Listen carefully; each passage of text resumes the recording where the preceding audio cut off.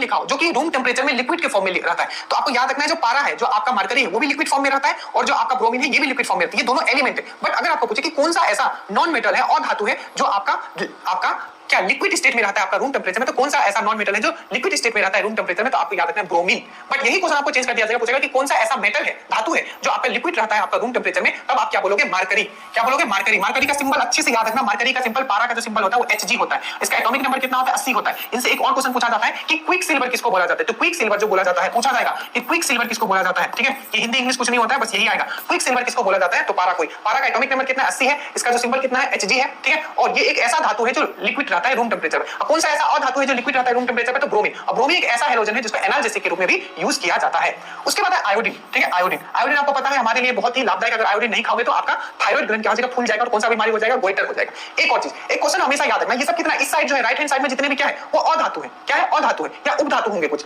तो जितने भी अधातु होते हैं वो चमकदार नहीं होते, ये चीज मैंने आपको पढ़ाया है, ऐसे धातु अधातु में और मैं पढ़ाऊंगा। बट आपको क्वेश्चन पूछा जाता है कौन सा ऐसा अधातु है जो लस्टरस है, जो चमकीला है, तो याद रखिएगा जो आपका आयोडीन है क्या एक अधातु है जो कि आपका लस्टरस है, जो कि आपका